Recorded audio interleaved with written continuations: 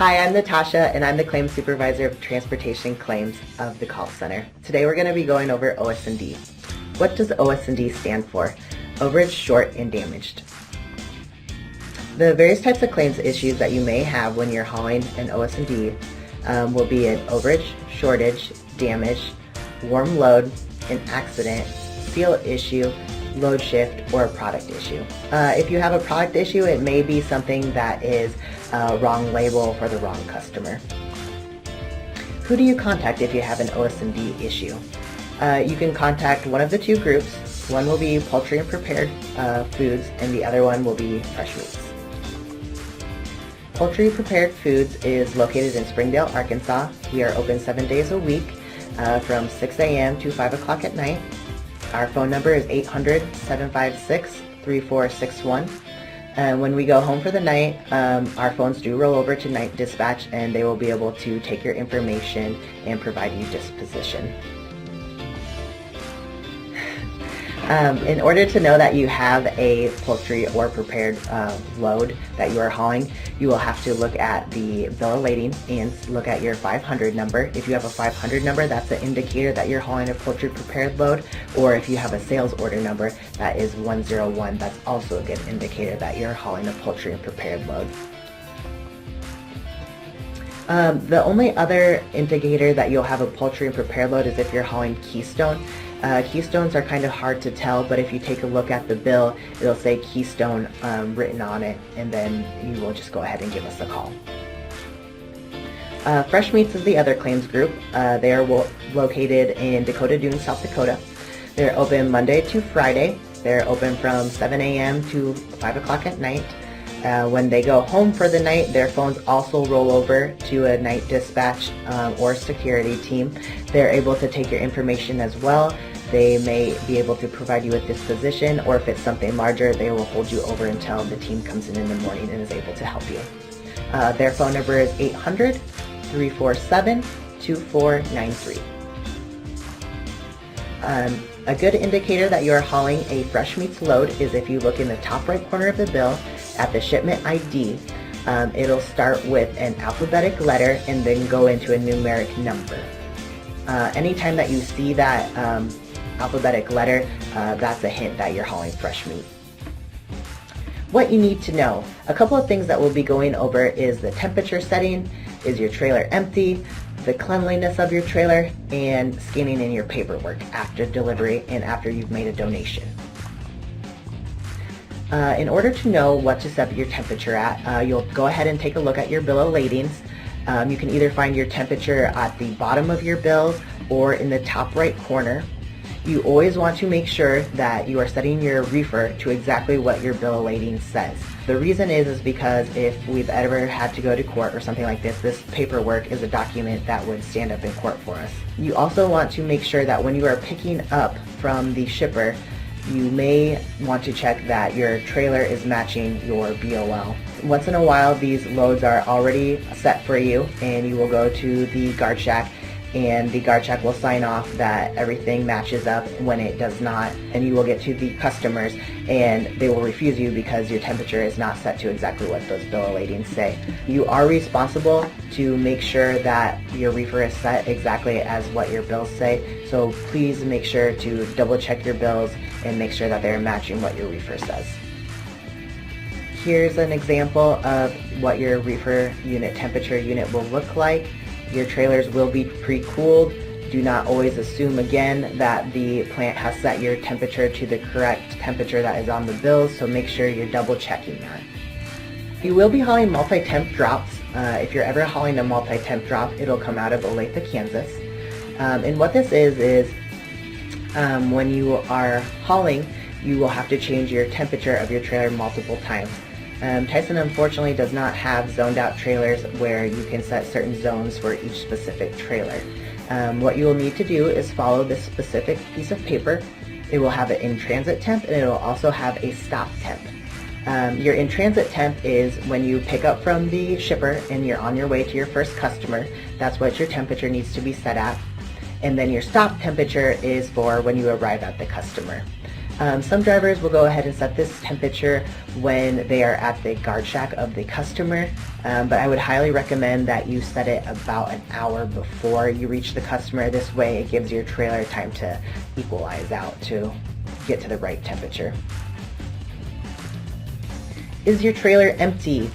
Please double check that your trailer is empty. A lot of times we will have customers sign your BOL and they will tell you, yep, I got all my product, I am good to go, and they will just send you on your way. At that point, you may go ahead and shut your reefer off and drive on to the next pickup, go to open up your doors, and then find a whole pallet of product. In this case, the product would be bad due to temperature and we'd have to dispose of it. So just make sure that you're double checking that just because the customer tells you there's nothing on your trailer, open up your doors and just verify that there's nothing on there. Is your trailer clean? You guys are Tyson drivers, you're sharing trailers all the time. Try to pay it forward and make sure that you're cleaning out your trailer. You also want to have a clean trailer because if you arrive at the customer and the outside of your trailer looks dirty, chances are they're going to think the inside of your trailer is dirty as well. Tyson does have an account with Blue Beacon Truck Wash, so make sure you're taking advantage of that. You can go in and get your truck washed out. If for some reason you are not able to make it to Blue Beacon, you can go ahead and go to a different truck wash. Just make sure that you are getting your receipts and turning them back in. That way Tyson can go ahead and reimburse you. 4 things that must always be on your BOL. When you get your BOLs back from the customer, they're going to go ahead and give you a stamp. So you'll need to have on that stamp, is your seal intact, the signature of the receiver, the date of the receipt, and the number of cases received. Here's an example of what that stamp will look like. Once in a while the customer will not sign seal intact. That's okay if they do not. Just go ahead and write on your bills, customer will not sign seal intact. That way you're covered. And what that means is that the seal on the back of your trailer, when you arrive at the customer, nobody's tampered with it or has broken it. That's kind of verifying to the customer that this product is safe and I can take it into my inventory. Walmart will hand you a trailer control record, and what this is telling you exactly what your temperature of your trailer is at. When you get this back, please make sure that you are taking a picture of it and sending this in to us as well. Walmart is also a little bit tricky in the sense that instead of having that stamp what they received, they will put a sticker on your bill of ladings. They will not put it on the front of your bill of ladings, so make sure and flip over to the back page of your bill of ladings and take a picture of that and send it in as well. Trailer seals. Make sure when you're getting your trailer seals that you grab a handful of extra trailer seals. You want a couple extra ones, that way if we need you to reseal up, you can. If you ever have to change your seal for some reason, make sure you're calling into your dispatcher and letting them know that this is my situation, I have to change this seal, this is the new seal number, and then from there, either your dispatcher or you can call into claims and let us know that as well, so we can pass that information on to the customer service representative and let the customer know that you're coming in with a different seal on your trailer. When you will get these seals is when you go to the shipper and pick up your load, you will get a packet of BOLs. With those BOLs will be a handful of seals in there, and each seal number will match up to a number on your BOL. Which seals you should never ever break? USDA metal seals. These USDA metal seals are for product that is crossing the border. These are very picky loads, so make sure that you are never tampering with one of these. When you are hauling a USDA seal load, you will also get a USDA grade sheet. Please make sure that you are being very, very careful with this piece of paper. I highly recommend getting a clear sheet of plastic and slipping this piece of paper into it to protect it. We have had an example of a driver setting a cup of coffee on this piece of paper. It had a coffee ring around it and stained the paper, and unfortunately the whole load was refused due to this. It does cost about $2,000 to get this piece of paper replaced, so please make sure you're being very cautious with this. How will you know if you have any OS&D issues? On the stamp where the customer has signed with their name and the date and how many cases of product that they received in. They will also mark overage, shortage, damages. This is kind of a good indicator that you have a discrepancy on your bills. If you happen to see this, you'll want to look up into your bills, into the product codes, and a lot of the customers will mark which product that they're having an issue with. And here's an example of that. So on this bill of lading, the customer marked that they were having a product shortage. They highlighted which product they were having a problem with. So when you call in, you would go ahead and give us the 500 number, you would give us your sales order number, you would give us the product code, and tell us why the customer was refusing that specific product. If the customer for some reason does not write which product code that they have something wrong with on their bill of lading, they may have left product on your truck, and you will be able to tell us which product that you have by looking at the product label. Each product label will have number with it. It'll be a 1 and about 5 or 6 zeros. From there, you don't have to read us all those zeros, just give us the last 5 digits of the product code and we'll be able to tell what you have. If you can't find a product code for some reason, go ahead and give us the description on the box, like the one in the middle that says bacon cheeseburger, and we'll be able to decide what product you have from there as well. There will be a few occurrences where maybe you're not able to tell us exactly what you have on your trailer, and I may ask you to go ahead and send us in a picture of your bill of lading and a picture of your product. That way I can help you figure out what you have. The more information you can provide us with, the better. That way we can get you going and making money. A couple different product dispositions that we may give to you is we may give the product to you, the driver. I may ask you to donate, and anytime that I ask you to donate, it'll always be to a nonprofit organization. I may ask you to dispose of the product. If you are told to dispose, please do not throw away the product on the customer's property. And then go ahead and rip the labels off those boxes and dispose of the labels in one trash and then the product in another trash. The reason for this is to make sure that Tyson's name is not on the product, just in case somebody happens to get into that product and maybe eat it and get sick. We don't want Tyson being responsible for that bad product. You may be asked to return product to a Tyson facility. This may be if you have a half a truckload on your truck and we need to bring it back and the customer won't accept it. We may sell the product to an alternative customer. We may take the product to an outside cold storage, or we may have you return the product back to the customer. Please know if we're having you return product or sell it to an alternative customer or returning it back to the customer, these things do take time, and we are kind of the middleman, so we have to wait on other people as well, but we are trying to get you moving as fast as we can. Here will be some examples of product that is damaged and the disposition that I may give to you. This disposition depends on the cost and the amount of cases of product left on their truck. That helps us determine what you can and cannot do with the product. This first example here is an example of I would either be able to give this product to you or I may have you donate this. That first product, the box lid is open, but the plastic of the product is still contained. As long as there's not a tear in that, it's safe for human consumption, so I can give it to you or donate it.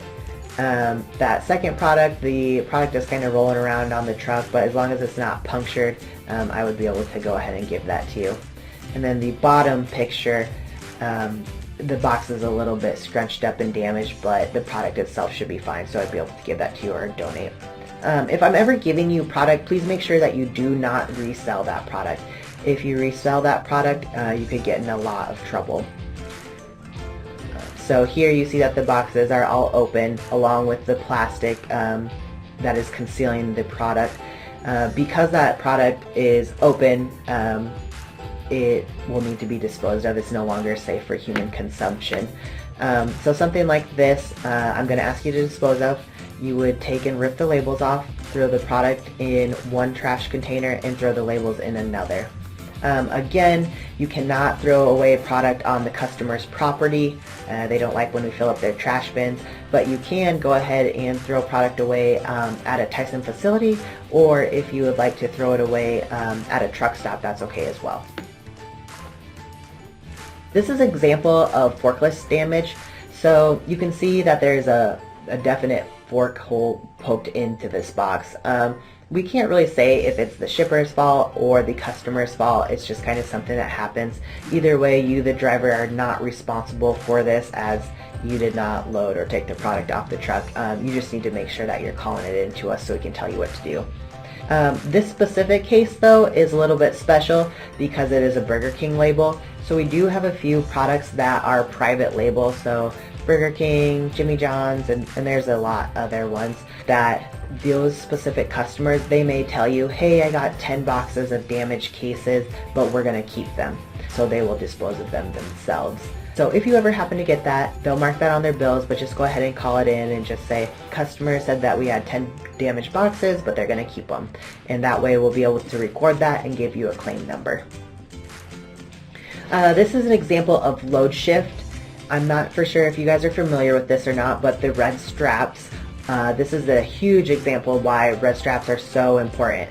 When you open up the back of your truck, it is possible that the product on your trailer has shifted. If you ever do happen to have a load shift like this, you'll call it into us, the claims team, and we will probably ask you for pictures and probably pictures of your BOL. And then we will go ahead and find a facility close to you that can restack you. Once that gets restacked, we'll get you a new appointment and we'll send you right back into the customer to get you unloaded. This is an example of a combo load. These are very, very messy loads. And we do have to ask you to unload these for us, so make sure you got a good pair of rain boots and snow shovel. I'm just kidding, you guys don't unload these. Who actually unloads these will be a Tyson facility or an outside waste facility. A lot of times we're going to have to send you many miles to get this unloaded. With these loads, if you ever have this happen, we will ask you to turn your reefer down and freeze the product, just because it's a little bit easier to handle. Again, with safety, please go ahead and just stomp on your brakes. Don't run the red light. Don't run over somebody. At all costs, if your combos end up like this, they end up with this and we can deal with it.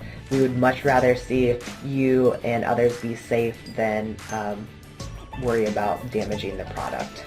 This is an example of an item where I would have you donate. This pallet really looks pretty good, but in the bottom corner of the pallet it is a little bit damaged.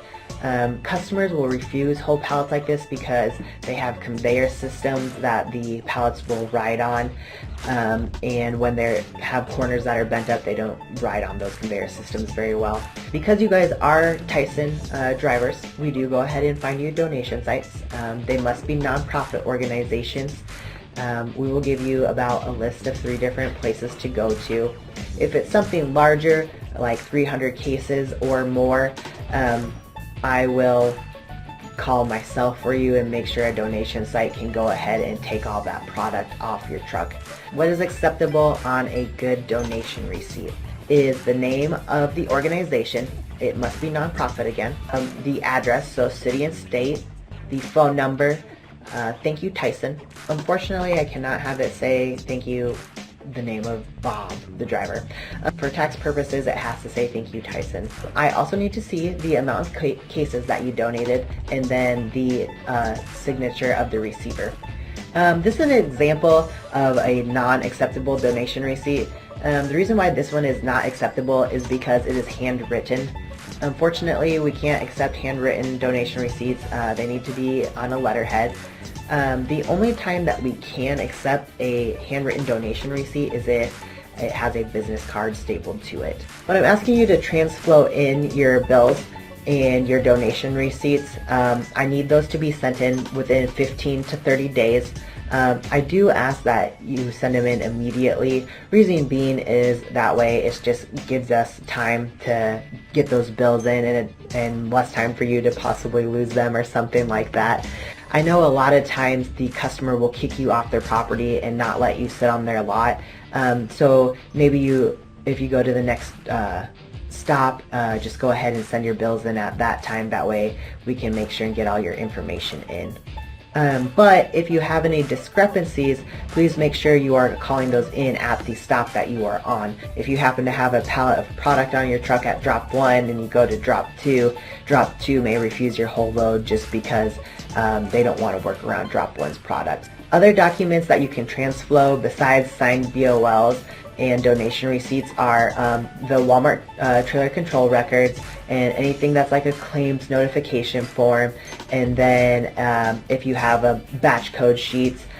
Basically, the more information you have, the better. So if you're handed a piece of paperwork, just make sure and send it in to us. Helpful tips and information. Load logs. When you go to a customer, make sure that the load logs that are on your truck you are getting back. Same with the pillows that may be used. Make sure that you're getting those back on your truck. Once in a while, customers may forget and accidentally keep your locks. So just make sure if you have some on there, they're coming home with you too. If you are ever overweight at the shipper, what you'll do is you'll first go ahead and pick up your load. The shipper will have you go ahead and scale out. When you scale out, if they tell you you're overweight, they may have you back up into a door and they may take off a pallet or two of product. Please know if they're taking product off of your truck, they are not going to change your BOLs. So when you arrive at the customer, they're going to say, hey, I was short 2 pallets of this product code. That's fine. Just go ahead and make sure and call it into us. You don't need to let us know at the shipper that you're having product taken off. Just wait until you're at the customers. That way you can give us specific product codes and quantities that customer was shorted, and we can go ahead and credit them back. Always deliver to the address on your bills. So this is kind of the same as temperature. As long as you do what your bills say, you will be in the clear. You will be delivering to prison and military bases. Make sure you don't wear orange those days or you might have to stay. I'm just kidding. When you arrive at those facilities, they are a little bit different than most. They have guard shacks that you will pull up to. They will do an inspection of your truck. They want to walk around it, make sure that nothing's coming in with you that shouldn't be. They'll have a guard van show up, take that product off of your truck, and then again, they will do another inspection to make sure nobody's leaving with you that should not be. A lot of times they just ask you to stay in your truck. The number 1 stop that you should never ever stop at, Birmingham, Alabama. The reason why we're asking you not to stop at Birmingham, Alabama is because it is our number 1 place for break-ins. Unfortunately, if you have to travel through Birmingham, we're asking that you either fuel up, or if you're about out of hours, you stop or use the restroom prior to Birmingham or after. We just want to avoid it altogether. That way we don't have any problems. If you ever are broken into, safety first. Please let them take whatever they want to take. We do not want to see anything bad happen to you. Let them take it, and then after you've gotten broken into, just go ahead and call the police, get a police report, call your dispatcher, let them know what happened, and then go ahead and call the claims team. If you are absolutely not sure what to do, you can call your dispatcher and they can tell you who to get a hold of, but also feel free to call either one of the claims lines. And it's okay if you accidentally call the wrong claim line. Just start talking and give us some information. We'll be able to figure out which claims department you need to get a hold of, and we can transfer you over there. And the biggest thing that we want to tell you is safety. Above all, please remember safety first. Our number 1 goal is to return you home in the condition you arrived to work in. It is easy to become complacent. Please be aware of your surroundings. Stop, think, look, listen, and react. Safety first. Thank you for listening to our presentation, and remain safe and have a good day.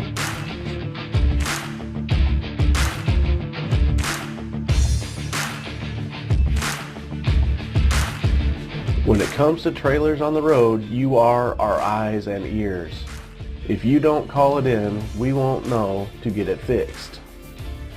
We ask that you do a proper pre-trip and post-trip on your trailers. Make sure you run the defrost unit before leaving the plant with a new trailer, and most importantly, call us with trailer problems en route before you run out of hours for the day. By you doing these few steps, it can make the difference between delivering a load to a customer or delivering a rejected, spoiled load to the rendering plant. To help speed up the process and get you going as quickly as possible, be sure you have the following information when you call into road service. Know where you are and be able to clearly explain what the problem is with your equipment. I'm stuck on the side of the road and my truck is broke is not sufficient enough information. When you are doing your pre-trips or post-trips and find a problem, especially when you are at a plant, call us before you leave the plant. Always run a pre-trip on your reefer unit before leaving the plant. Make sure it is working properly, is cooling to the correct temp, and the defrost is cycling on the unit. It is a whole lot easier and cost-effective to get something repaired or transferred to another working trailer before you hit the road with the load. When you have a tire issue, pull over as soon as possible. Do not drive 10 miles down the road to the truck stop. Find a safe place to park and we will send someone out to you. The last thing we want is to potentially start a trailer fire or have debris fall off the trailer, causing more damage or an accident to the vehicles behind you.